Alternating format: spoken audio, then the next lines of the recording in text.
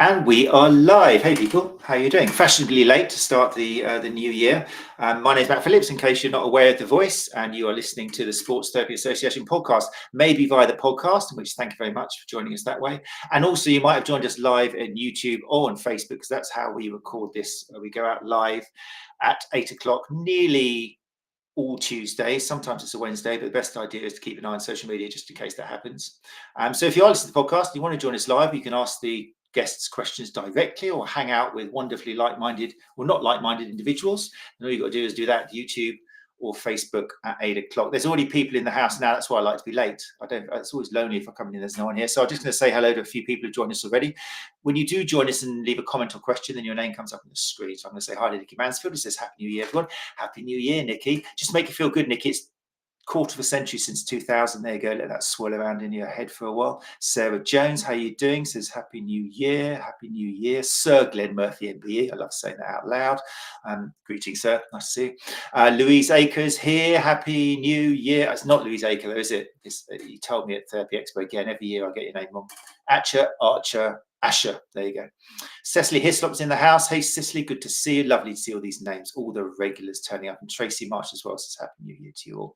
Good to see people. Thank you for joining us live. And if you've got any questions, which hopefully you have, about tonight's topic, then feel free to chuck them in the comments. Right then, episode 223, the first of 2025, which is incidentally 1 week every week since the COVID restrictions were lifted. That's where we are, 223 weeks away, when people are going, do I have to wear gloves? Do I not? Am I allowed to go back to work? Should I wear masks and stuff? So that's how much time has passed since we started in November 2020. And we're going to start 2025 with a focus on Business Month, bringing you expert guests who will be sharing hugely important advice on how to get the best out of your clinic, whether you work alone or in a team, or maybe you yourself have a team of healthcare professionals.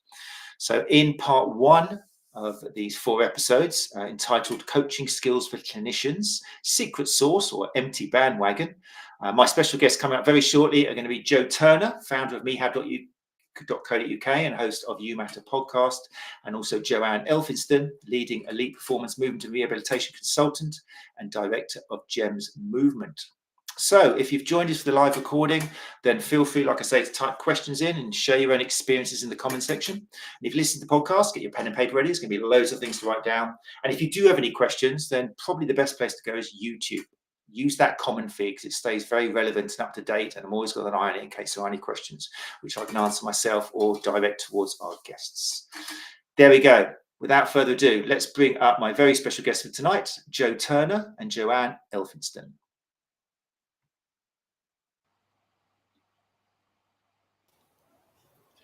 Jo and Joanne, how are you? Hi, Matt. Good evening, Matt. You both look so calm. No one knows what happened last night, so we won't even mention it. There's no point, is it? We're professionals. It's all just, everything comes together naturally. We're not swans at all. Our feet are totally relaxed and calm. So thank you very much for joining us. I really appreciate it, especially Joanne, because you're obviously not in the UK. You're in what part of Australia you're in? I'm in Brisbane, Matt. In Brisbane, there you go. So, which makes it some unearthly hours. It's not too bad this morning. It's 6 a.m. or 7 minutes past 6. So that's okay. It's late here. Everyone's already been out doing their workouts from 5 a.m. Of course, yeah. I forgot you live in a country where it's actually nice to get up in the morning as opposed to just depressing and sad. And yeah, so that's good news. Right, really excited to have you both, and really looking forward to hearing you talk about the topic for tonight. Before we do, and I know this is so difficult, particularly with guests who have done so much and have got so much to talk about. I know particularly, Joanne, you're worried about this. I'll give you a bit of extra time to think about it. So we'll start with Jo Turner. For people who don't know about you, then maybe a little elevator speech, but particularly in how you got involved in coaching, which is obviously the topic tonight. If you'd be so kind. Sure. Thank you, Matt. Well, the thing you were too polite to mention is this is difficult with people who are so old and the careers are so long they can't remember what happened.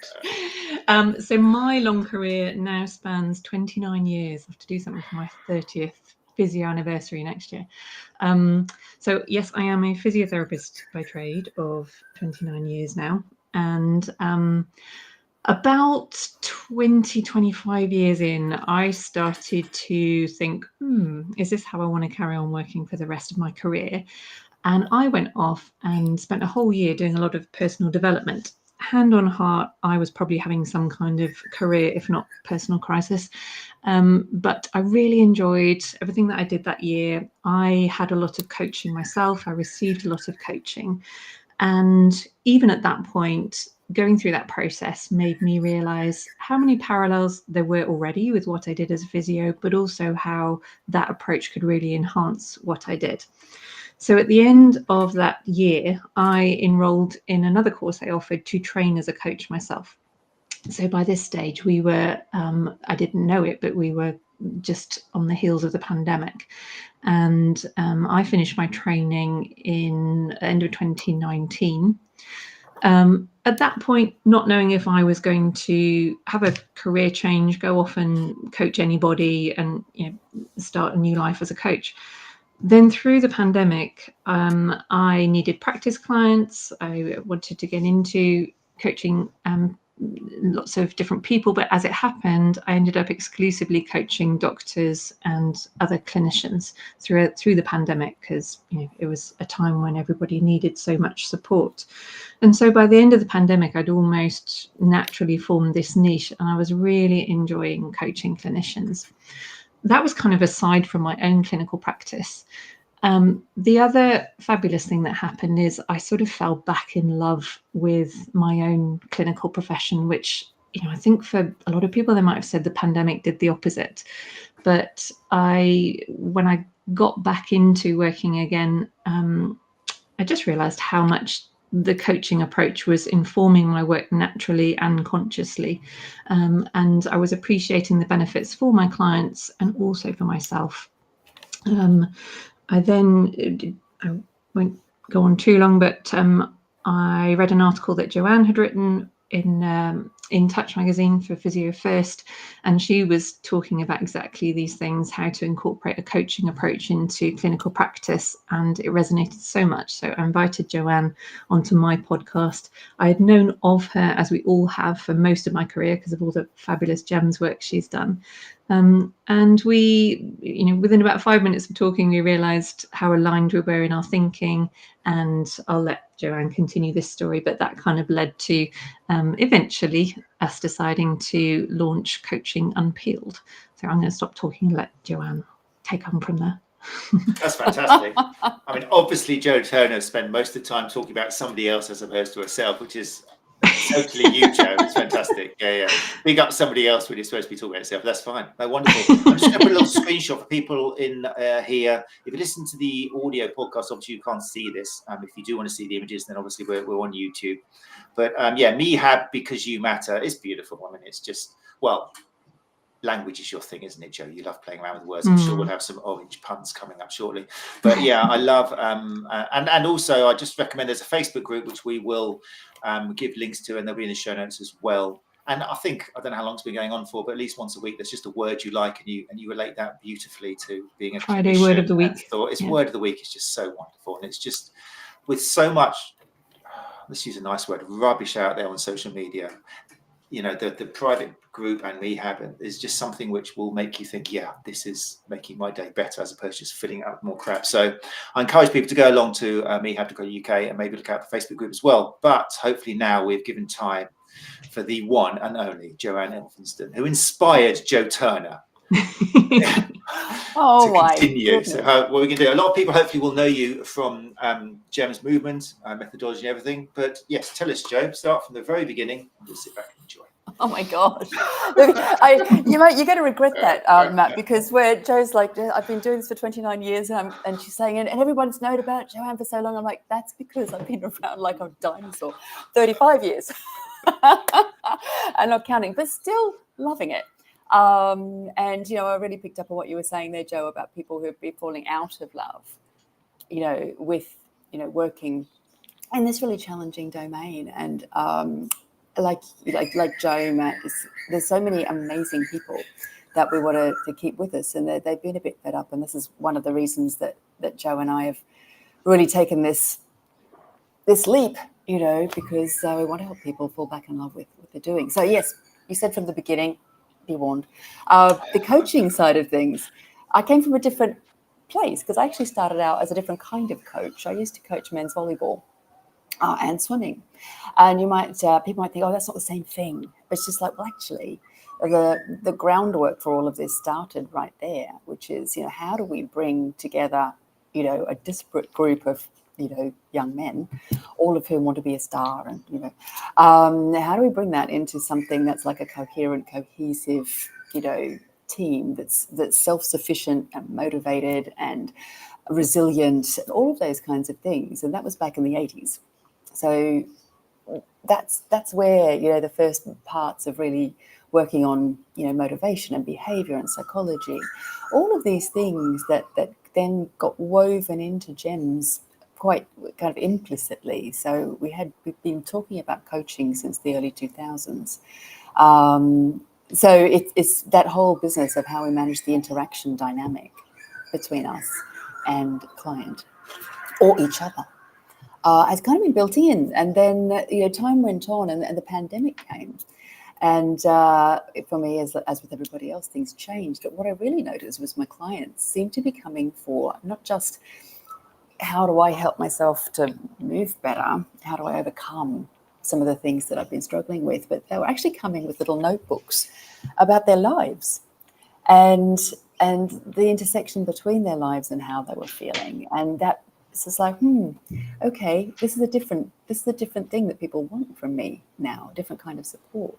And my audience wanted a different kind of support from me, hence many sodden Instagram videos of me in the park in my waterproofs, talking about things. So yeah, fast forward, I want to get more training in this field, like Joe did, and again found the resonances with what was already happening, but then really drilled down and tightened up a lot of things as well. And that was after I'd done that article that got Joe and I together. So it's kind of a little bit out of sync. But that it became evident after we'd done that podcast. I was already moving in to getting the coaching idea more explicit and less implicit in the work that I've been doing. And then here we are together, finding common ground in how do we help people to feel better about what they're doing by understanding some really, they're not complicated principles, but they're really fundamental about humans. And we're very much about rehumanizing the whole business of either being a client, someone who's coming to somebody looking for help, or the target audience for coaching Unpeeled, which is the professionals who are doing something really hard, which is working with people with all of they come with day in, day out, doing a fantastic job of it, but sometimes feeling a little bit like they're drowning. So yeah, that's a bit of a convoluted, all within the whole GEMS ethos, which is all about moving beautifully, whether that happens to be in your bodies or in your lives. That's so cool. I love that. I love that segue from GEMS movements into, whether it's moving your body, just moving through life. God, you two, I wish I could just give you one question where you two could just speak for the next 40 minutes. I could just sit back and relax, because it's like, I think that you must be familiar with that. It's so relaxing, it's both of you. And I love watching the reaction on social media when people realise that Joe turns people into Joanne Elphinston. We're going to join forces and use this one thing. It's like Go squared. Go squared, yeah. Yeah, it's amazing. It's so wonderful when educate, and also it's just a lovely message as well, because I think we've talked about a few times or quite a lot on the podcast of how COVID, despite the tragedy and the drama and the hardship and people are still suffering from it, it did join people together. Suddenly clinicians were talking to each other going, I know you're my competition, and I know I'm really worried about you stealing my clients last year, but now I really want a bit of advice on this kind of protective clothing supposed to be working, and I'm feeling a bit weird here. Is it the same for you? And it sounds weird saying a positive thing came out of COVID, but it kind of is. I think it put people, talking, which is, and I think you getting together is like a knock-on of that. It's still happening. It's educators coming together thinking, rather than competing with each other, trying to get bums and seats at different places, it's like, no, let's join together our forces, because you really are demonstrating that you're helping the public out there, whether it's a clinician or a patient, rather than fighting the competition sort of thing. So when Joe and I often talk about, yes, obviously we've both done a lot of things independently, and we're actually both quite independent characters. And when we started talking about working together, we were sort of curious as to how that might work, but we're both at a stage in our lives and careers where perhaps we were ready for that kind of thing. And what we realized, because we obviously not physically together very often, and we try and work on little bits and bobs, but it's when we get together, particularly in person, and talk, that's when truly better stuff, it's a cliche, but better than the sum of our parts. And it's such a lovely collaboration, because we always know that something really magical is going to come out that neither of us foresaw, and probably neither of us could have produced individually, or it would have been much harder work. Which actually, we always have this sort of backdrop, don't we, Joanne? We keep reminding ourselves this is supposed to be about ease, and actually that fits so well with the coaching approach, because that was what made me fall back in love with my profession, because it made it easier. And that's been the backdrop of everything Joanne and I have done together so far. Absolutely, Jo. And also ease and values, because there's one thing that we've kept coming back to. We've made this a little capsule of really, really walking the walk. It's important to us. And we road tested working together by doing a retreat behind the clinical mask earlier last year, just to see how does this go? How can we work to our values over and over again? And values can sound a bit heavy, but they're not, are they, Jo? Is it fun? Does it flow? Is there ease? Does it make us feel joyful? All of those kinds of values are so important. And then bringing the really great quality of work. It's not like you have to do great quality work, or you can have fun and find some flow and some ease. It's about actually them being fully integrated. So we've been holding each other to account on that, haven't we? Absolutely. Excellent, very exciting. And we're going to, as we talk now, we'll delve into what Coaching Unpeeled is going to involve, and there will be news at the end of this for people who are listening or joining us live as to how you can get involved in that. But yeah, we've mentioned the word coaching quite a lot now, and it is a buzzword at Therapy Expo this year, which some of the listeners and people in the live lounge now attended. You see there's buzzwords. Last year, I think it was about the theory of chaos during sport, preparing for chaos, and that's sort of the demand, the neuro kind of dynamic demands of preparing someone for the return to sport. This year, I think it was quite a lot of coaching, and there was quite a lot of talking about that. And I like the way, I think it's probably connected to the fact that the title, which I shared a very boring title with you, and there was like a bit of, I could hear the cogs going around, and suddenly this Facebook message came back saying, Matt, how about coaching skills for clinicians, secret sauce or empty bandwagon? So I sense with that title, coaching's great, but there's kind of a caveat coming. There's something like, Joanne is nodding her head going, yes, you bet there is. So can you tell us a little bit about that? What is it people listening here in clinicians should be checking and watching out for when they do see this massive wave of coaching everywhere? This is where Jo and I go, you, yeah, me, you. Well, you came up with that brilliant title, Joanne, so I'm going to there we go. That's good. Thank you. That's good. See, this is what I love about this woman. Integrity all the way. Yeah. I'm going to call it integrity. You call it passing the buck. All right. I'm good. Matt, it's so interesting because, yes, it's almost like, this coaching bubble has appeared and everyone thinks, oh, this is something really new. And coaching has been around a long time. It just hasn't been recognized so much in the rehabilitation fields. So, you're in a sporting field. People are used to referring to coaching.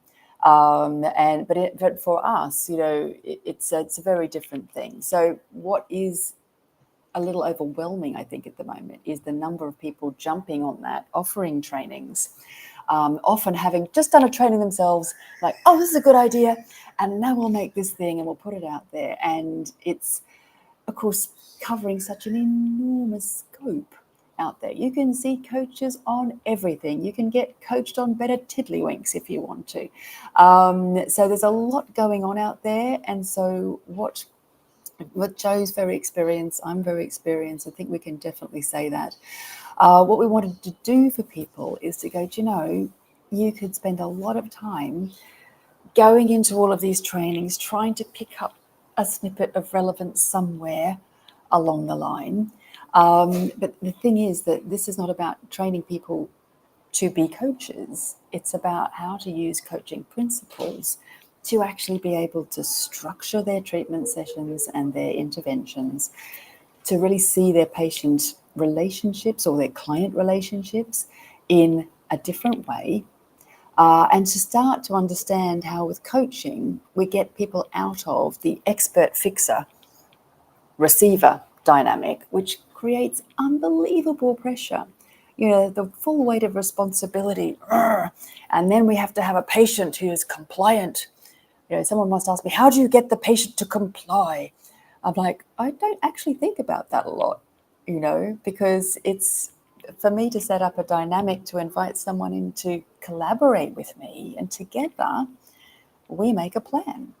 Now that's really different to someone coming in the door and saying, fix me, and me going, okay, what does that look like? So what we want to do here is say, there's a lot of brilliant stuff out there, but the fundamentals that are relevant to clinicians, we can actually get that down to some really simple, clear principles that people will start to recognize. So again, people are so exhausted CPD wise, and they're like, oh my God, is this another thing? Is it another thing? I'm overwhelmed. Actually, it's about the opposite. It's about peeling away some of the stuff and some of the beliefs that we have, because that's what I hear in GEMS all the time, all the beliefs that are making life harder, and actually going, is it true? That thing, that feeling that you're having, that over responsibility, and if it goes wrong, and actually it's about clearing away a lot of that and realizing this is just about an interpersonal reaction and understanding what's happening in that, and knowing actually how to start moving that in a direction that is actually comfortable and productive for both parties. There's so much in there, but I'm hoping now people listen to the podcast already, because it wasn't that clear from the title, obviously, with words just fail you when there's just 8 words, what the skill we're talking about is going to be, and how it's going to, why we put this as the leader in part 1 of Focus on Business. But so now there's going to be lots of things there which I think, and feel free to chip in, people who join us live if you want to, but straight away you've mentioned, for example, non-compliance. So it's one of the biggest conversations I think amongst therapists. And they won't do their exercises, and how they're supposed to feel better if they still try and get their PB every Saturday, and it's a problem which a lot of clinicians face. So you've addressed that, how coaching can help that. You mentioned burnout as well, that sensation that you're the fixer and you've got to try and help everybody. So we're addressing that. And so that's already, now we're talking about how coaching is going to change your business. But I love the way you say that it's not about adding another kind of something into your toolbox and something, and it's just cramming wide with hammers and screwdrivers and spanners and something else in there. It's an over kind of covering principle which is going to help tidy up that toolbox and make it all kind of make sense and work together, if I've interpreted that right. Excellent summary, Matt. Couldn't have. I just used a whole lot of words to do what you've just done. Oh God, mine sounded crap compared to yours. It was beautiful sitting back. I've got to keep pinching myself to remind myself that I need to chime in sometimes. But yeah, I just really want, because what you said is so important. There's so much CPD out there, and there's so many podcasts, and I really want to make sure this year that, as I get such great guests in like yourselves, that the people listening realise how this is practical, how this can be applied. I mean, there's times where you do just want to listen to a podcast just to relax and enjoy, and a bit of mindfulness and that. But these podcasts, I want to make sure people realise this is practical stuff you can start putting into work tomorrow. You start thinking about. So, and that's what you've already done. So thank you. Jo, would you like to add to that, what Joanne has said? Did anything come to your mind? Yeah, I think Joanne explained really nicely. The distinction we're making is, I suppose, Joanne and I have gone off, and because this is what was available, we've both done more generalized coaching courses, and then through our experience we kind of worked out how this really applies directly to clinical work. And so when we teach clinicians, we want to sort of bypass that stage for them, and when we're teaching on the course, we're going to be very consciously relating back to a clinical scenario regularly. So there are certain principles that all coaching qualifications will teach you. Things like establishing an agreement, first of all, with your client. You will all be doing this to an extent, maybe not as consciously as we're going to talk about in coaching, but this is the first stage where you start to personalize care. And the reason it takes you away from that pressured fixer mode is that the agreement comes 90% from your client. You are there to ask good questions, to draw out the most meaningful agreement that your client, from the word go, is 100% bought into, because it's personal to them. There's an outcome associated with it, which is very personal to them. It's meaningful. That's why Joanne says this whole issue of compliance is off the table straight away, because they're not complying with your process. They are working with you to design their endpoint, and to an extent how they're going to get there. I say to an extent because after the agreement is established, then you move into this bit that really is the essence of coaching. It's this curious stage where you're exploring together. And I guess the difference here between standard clinical practice and a coaching approach is you really need to come with no agenda, or at least a willingness to withhold your agenda, the thing you think is right, your years of experience, the things that have worked well with other clients before, and to allow the client to explore different ways of getting to that endpoint. And again, finding the way that really will stick with them and be meaningful to them. Just before we came on tonight, I noticed a post come up from Ben Cormack on Twitter, and it just said, the most useful exercise for back pain, or something like that. And he said, unsurprising, here it is. I'll get the words wrong, but it was something like something that's personal to them, that they can sustain and is meaningful to them. That's the holy grail. Ben's right. And that's what you're searching for in this curious stage of coaching. Then you move through to a phase of, we do need our clients to take action. But they've got to articulate it. It's not us then going, okay, so we've done this today, and these are the points we came out, and this is what you're going to do, blah, blah, blah, blah, blah. Here's your stick man, Arnold. Off you go. Again, you're asking them, so what are the points that have really been important to you today, and what feels like it would be the best place to start? And okay, so how might you go about that? And of course, you're going to bring in your expertise at certain points, because you will have an idea of some exercise, some approach which might have worked well in the past. But this is where I repeatedly quote Joanne, because I love what she said when I asked her about this on the podcast. She said, coaching is not withholding your expertise, it's knowing the point at which to land it. And I love it because it just encompasses that whole curious phase where you're patient, where you wait, where you trust, you wait and see what your client can come up with themselves. And then when necessary, you land that nugget, which just supercharges that moment and sets them off on to the next phase, or more quickly towards their solution. I've forgotten what the question was. I hope that was a good answer. That's fine. No, that was a very good answer. I'm just letting people know in the chat that I think what you're hearing is birds of paradise from Brisbane at 6 a.m. in the morning. I think that's the noises you're hearing. Aussie magpies, maybe. It's an exotic bird. So, Joanne, if you see me muting your mic whilst Joe's, I think it's beautiful. I've been thinking this is a beautiful background for podcasts. I do this always. But yeah, it sounds like you're living with just like with little wombats jumping around behind you. This is our idea of Australia. Well, yeah, well, absolutely. Well, we've got a little magpie chortling away out here, as they do. But actually, I'm hearing a different thing. It's kind of like almost like a funny little bell-like. Well, Sarah Jones might have got it. She said Aussie magpie. Sarah's very clever. I'm sure she's right. Yeah, well done, Sarah. Yeah, well, there we go. Well, I've got my noise-cancelling headphones and so forth. No, that's fine. I'll just mute it whilst you're not talking. That's fine. Okay, that's brilliant. That's okay. I think people are just a bit worried about what's going on. They were looking around. I think it's beautiful.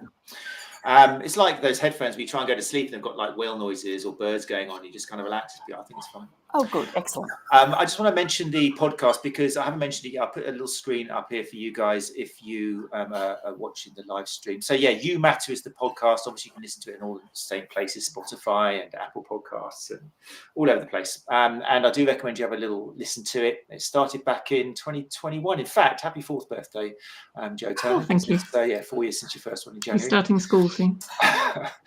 And the episode which we're referring to was in December September. So I think it's the most recent one if you go and have a look at it. And it was with Joe Turner and Joanne Elphinston talking about coaching Unpeeled. So you may want to have a little listen to that as well if you're enjoying the content tonight, and then just trail back for 4 years to all the other wonderful speakers and guests who are in there. You Matter podcast. So there we go. Sarah Jones says, I live with a bird nerd. Nice. Nice rhyming there, bird nerd. So I wanted to check. I like this idea of, I think part of the problem is we think of coaching as being a one-way thing. We kind of confuse it with just instructing, or like a tennis coach is where you teach the tennis player, even though in reality it's not. And true coaching is where the expert is listening to their client, working out their training and how they can come up with a plan, together. But I think we kind of think of coaching as pedestal kind of thing, one person up here, other person down there taking instructions from the professional. But obviously that's not what we're talking about now. So could you expand on that a little bit just to clarify that for our listeners? Shall I take that one, Joe? Yeah, go for it. Okay, so this is an interesting perception that people have, and of course in the world of sports coaching that can happen, but they're not the best coaches, of course. So if I look at the examples that we might use from the sporting background first and then a clinical background, even with my athletes, and I still coach and I still do performance work with both performing artists and athletes. So we have a discussion, the athlete goes and does something, they come back, and usually when we first start, they're looking expectantly at me for feedback. And I'll be there going, what did you notice there? And then they're a bit like perplexed because no one's actually asked them a question. Well, she's like, well, let's go again. And just tell me what you're noticing, I'll give us some kind of context or detail sometimes, because you don't want to leave people swimming. So sometimes you can leave it very broad, and sometimes you've got to bring it in until someone learns how to, that their actual opinions matter and that they can actually pay attention to what is actually happening for themselves and that is valuable. And the same thing happens with clients, people who are coming in with injury, for example. The people who come to see me usually have been around the traps a lot. And a lot of people have been telling them, this is what's wrong with you, and I know how to fix you. Oh, it didn't work. It must be you. Or there's another category of clinicians who goes the same thing, but instead of it must be you, it must be me. And then they go into a whole welter of failure and not being good enough. And of course, none of that is actually true. So if instead, Joe talked about the idea of agenda. We talk a lot in GEMS about the difference between having a purpose and having an agenda. When you've got an agenda, you're driving towards an expected outcome. So people going through our program will come back and say, oh, I failed at this. I'm like, please tell me about it. They've set up the patient or the client to do something. The expected outcome didn't occur. And the clinician then turned it on themselves. I did something wrong. I picked the wrong thing. I didn't do the right cue. None of this is true. If we actually shift that up and say, well, what did you learn? Oh, I learned that I picked the wrong thing. Let's start again. So you've set the patient up. Something unexpected occurs. You go, how interesting, to the client. What did you notice about that? The client says, I don't know, because no one's ever asked them a question. So we're just like, well, we're going to do it again. And just this part of your body, just notice what do you notice about that? What do you notice about the pressure under your foot? What do you notice about what muscles you're using? You give them something to get going with. And then they notice something. And like, brilliant. Okay, so if we change this a little bit, what do you notice now? Is it the same or is it different? And we're away. And the whole process is now moving instead of hitting a stop point. And then what we find is that we learn something entirely different to what we would have expected, that we couldn't have predicted, because it's arisen, in the moment, and is possibly and probably the most relevant thing that the two of you could have learned today. So suddenly we don't have a failure. We have, oh, isn't that amazing that we found that out? And then the person goes home And they start, because the last thing I say to people is, oh, I'm really looking forward to hearing what you find out between now and next time. So I've primed them. So when they come back, they know that I'm going to say, oh, what did you find out? And they can tell me all sorts of stuff. You know, oh, I noticed I did this funky thing with my body when I put, like, I'm filling up the kettle and I do this funny thing. Like, why do I do that? I'm like, I don't know. What do you think? And then again, it's coming away from me and we're giving it to them, but we're working together. So it is the very opposite to that. A coach is someone who tells you what to do, to a coach is helping someone to find out what's actually happening and with some support, figuring out the next step. Can I just jump in there on that point? Because I think that's another point where the ease comes in for the clinician and the agency comes in for the client. So we're always talking about how time poor we are. But what Joanne's just described is seeing your client contact time as just the opening up space. So it's quite possible when you adopt a coaching approach that it will just, you get to the end of a session, it will just feel like you opened up a lot of unanswered questions. And that can feel quite unnerving when you're taught, or you might have been taught, that your contact time with a client involves hearing the problem, deciding on a solution, going away with a plan. The idea of coming away, of having just exposed a problem, talked about a few things that might mean and nothing else, feels frankly quite terrifying if you've never used that approach. But I can certainly tell you from the last 5 years' experience of coaching that an awful lot, possibly even more, of the learning goes on between the session, like Jo has just said, and probably the more important learning. And as long as you get into the habit of starting your next session asking about, so what's happened? What have you learned since I saw you last time? Then, you know, that time pressure suddenly becomes much less of a problem, because it's not about the 20, 30, 40, 60 minutes you're with that client. It's what's happened in the week, 2 weeks, 1 month in between. All of that counts. And again, that's another way that takes the pressure off you and also shifts the agency back to the client, which frankly, you know, if people are worried about evidence-based and nice guidelines and stuff, doesn't this just feed beautifully into the idea of person-centered care, giving patients agency, and also preventative care? You know, we're hearing politicians talking daily about taking things into the community, which I often think is an easy phrase to throw out there, and I'm not sure they know what they're actually saying. But to me, taking care into the community is preventative care. That's equipping people with the skills and reminding them that they have the skills and the knowledge to design processes and solutions and rehab programs for themselves. All you're doing often in your contact time with them is just unlocking that knowledge and letting them know that you trust them and believe in them. Mm-hmm. And arguably, Jo, picking up from what you were saying, sorry, Matt, I'm just, this is No, go for it, please. jumping in. Well, you're here. So. Well, indeed, but it's, I would say, allows you to be more truly objective. You know, we're all taught we're supposed to be objective.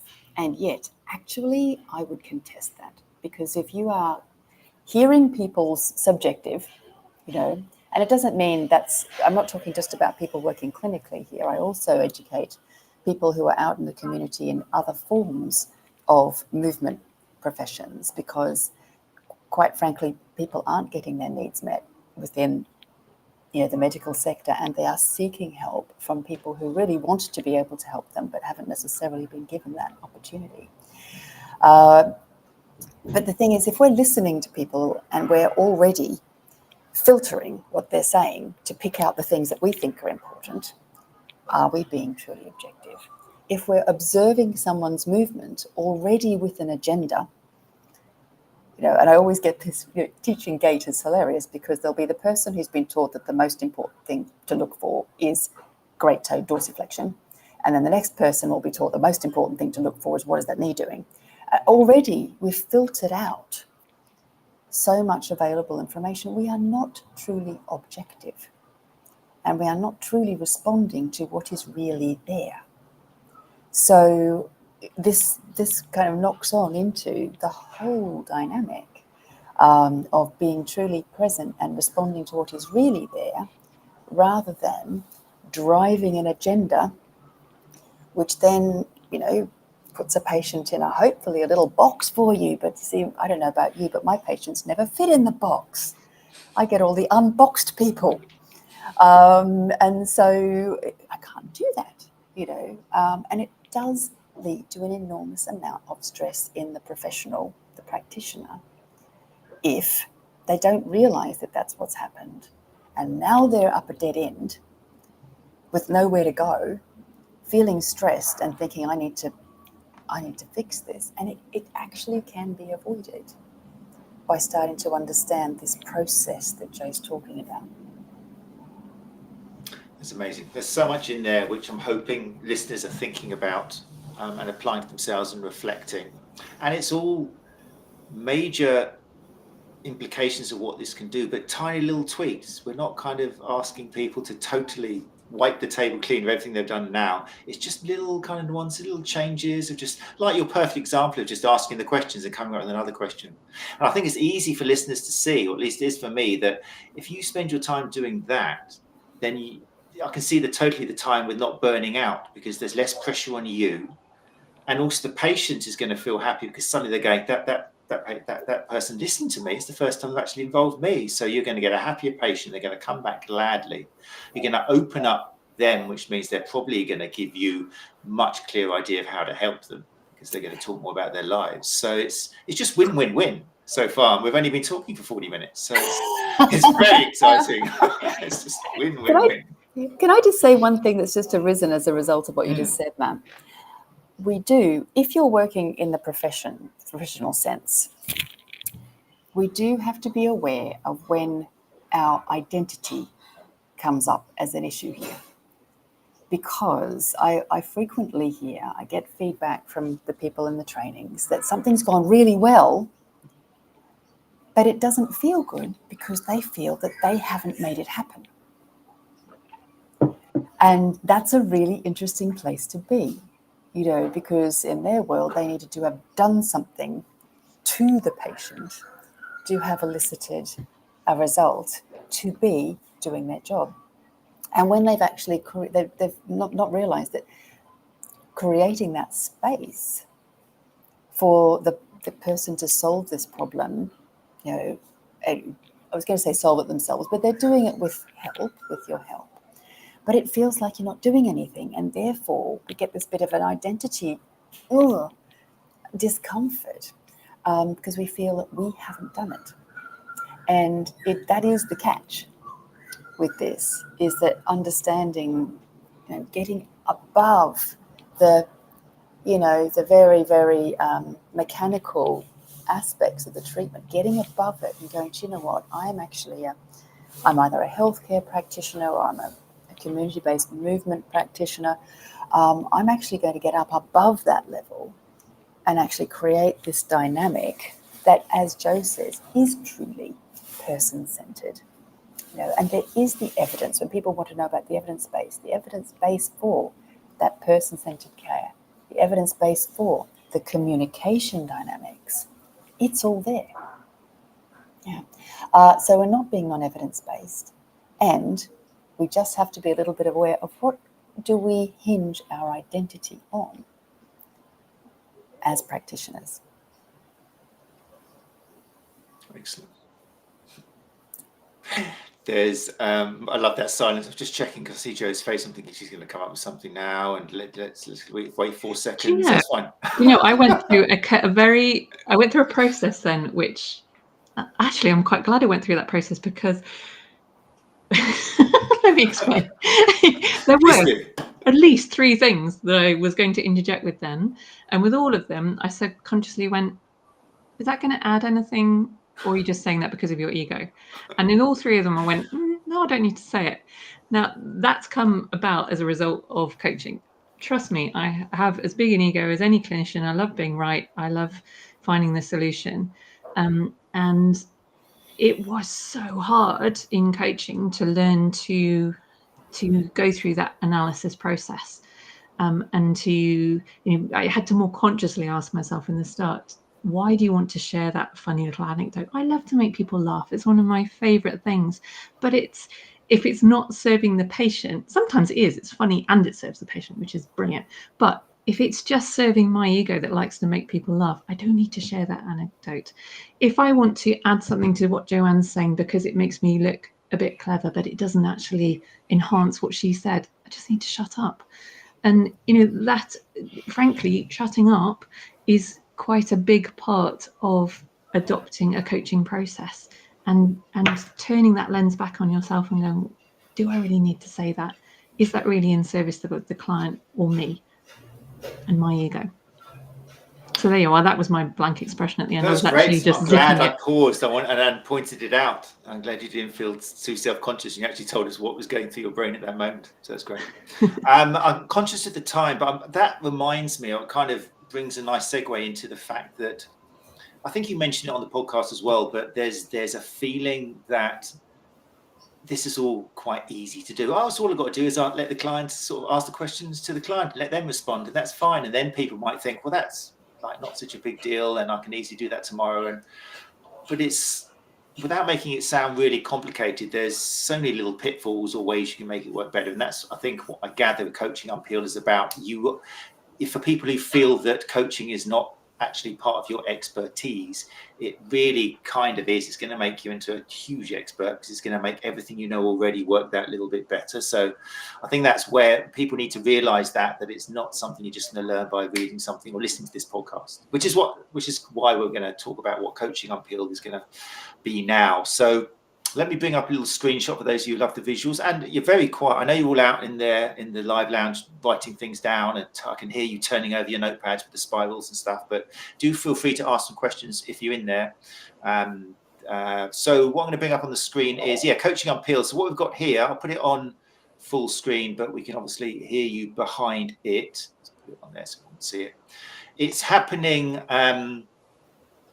May, we're talking, so it's time for people to think about it and read about it and sign up. Or maybe I'll let one of you talk about it and mention the dates and what's going to be involved. Shall I go here, Joanne? Brilliant, Jo. Yeah. So you're absolutely right, Matt. Well, we don't want to gaslight people that coaching is some hugely complex skill set, and Joanne has explained that very nicely earlier on in the podcast. But yes, you're right, Matt, there is a mastery to it, and that requires some practice, trying out of new ways of expressing things, trying out some new questions, seeing what responses that elicits in a safe place. So of course we need to start by teaching some principles, and that will be the sort of basis of the first workshop. We've got a series of we've divided it into a series of steps, and Joanne and I can never resist bringing in a little sort of story that goes with it, and I won't give that away now, but we thought of it a nice way to make that fun, not just a series of teaching points. But then the second and some of the second session and the third session will actually involve workshopping, because you're right, Matt, it sounds like it's a natural thing that as a clinician you're probably going to have this coaching style within your natural sort of, I don't know, personality or toolkit, and that is true. You will do, but it probably isn't a way of being or speaking or interacting that you have been taught to reinforce in your clinical practice, possibly the opposite. So we're going to need this workshopping time to try things out, like I say, to try new ways of questioning, to see what responses come back, and then to decide what you do with them. Practice of giving feedback and summarizing, and then just picking out the really potent points that are going to supercharge them forward into the next stage. So the course is going to be structured principle teaching to start with, and then workshopping, practice, feedback once people have tried things out with their clients. That's why we've spaced the sessions out. Fine. And for people listening to the podcast, what we're talking about here is a session on Saturday, the 3rd of May, 2025, and it's 9 to 1 o'clock. And then Sunday, the 4th of May, same time, 9 o'clock to 1 o'clock, and then a break, I imagine, to take that on board and do some practical stuff yourself, and then come back on Sunday, the 18th of May, 2025, 9 to 1 o'clock. And I didn't mention before, but the easiest way probably to get to that, although we will put links in the show notes, but if you are listening, and you can do this now if you're in the live lounge and you want to have a little look, then go to 𝐬𝐝.𝐞𝐫𝐞 and click on courses, and you will see what's on the screen here, although that is a little bit condensed version. And you'll see a link there to tickets and everything and details about it. And I believe there is a first 15 sign-ups will also receive what is quoted as a bonus workshop. What's that going to involve for people who are thinking about signing up now? Joanne, you can go on that one if you like. The bonus workshop. What's that? Oh, sorry, I've muted you to cut out the magpie. Let's bring you back here, Joanne. There we go. Yes. There we go. No, well, it's basically what we want to do is offer to those first 50 people who are going to join us a small group experience with Joe and I to really drill down into the skill base, because we'll set that up a little bit after you've had some time to practice. And you'll go away and you'll definitely have questions about things. Some things will have gone really well. Some things will have been a bit perplexing. So we want to offer that opportunity to really go through that in a bit more personal context a little bit later after we've had that bit of time for practice. Amazing. Sounds like it's going to be incredible. And between now and May, let's imagine hopefully people are already signing up now because they've just been swayed and just totally into it thanks to what you've mentioned now in the last 45 minutes. What could people be doing now or reading or looking at? Is there material which you would recommend they look at as opposed to the stuff you mentioned they should be avoiding between now and May? Where should they go? I'm going to recommend a book off the top of my head by, Joanne, help me out here because it's got such a funny surname, Michael Bungay. It's a double barrel. Yeah. What's the second bit? Michael Bungay Singer. He's got a book, again, Joanne, you might remember the title, I don't, but I think it's a really, he talks about the advice monster. That's not the name. Monster. Yeah. He's got his own podcast. He's been a guest on podcasts. Learning about the advice monster would be a really great place to start. That's what we've been talking about in terms of not being the fixer, holding your ego back, that kind of thing. That's a first recommendation. Joanne, I'm going to pass the bat to you. Have you got one? Actually, Diane Klein, Time to Think. Yes. Wonderful book. Very knowledgeable author. And it's all about why it is so important to give people the time and space to formulate their own thoughts to bring in. Because, we tend to race through a session and often there's not enough space, and we might think, they said to ask a question, you ask a question, there's 2 beats and an answer hasn't come, and then we're rolling on again. So what Diane Klein is actually explaining from her field, she's not in the clinical world but she's in the consulting world, is why it is so important to actually provide that space and how actually to hold that space to help someone to come up with a better answer. That is such a great tip. And as a sort of third practical thing that you could definitely go away without any need for education from us is go and play with silence. I often often my clients are actually clinicians themselves rather than clinical clients. And I often get them to go and practice with their own clients, but also with family members of just, as Joe says, holding the pause longer. Ask a question, allow the silence to spread out into what probably feels like to you a very uncomfortable length of time to start with. Just see what happens. Try using less words. Fantastic. Less words and silence. Definitely. And Nikki, yes, I see. Let's bring that up. That is the one. That is the one, Nikki. Is this the one? Michael Bungay? Yeah. Yes. It wasn't as beautiful as Joanne said it, but the advice track: be humble, stay curious, and change the way you lead forever. That's amazing. We'll make sure links to that go into the show notes. I'm conscious it's 8:58, and I know, Joanne, you're off to Tasmania very shortly, aren't you? The plane's probably waiting for you. You're probably getting last calls. That's what the noise is. It's not a magpie at all. It's somebody just holding up a bit of paper saying, Joanne, we're not waiting much longer. So thank you so much for joining us. I do recommend as well that there's so much information, like I said, in the podcast edition that you did. Hopefully you guys will get together before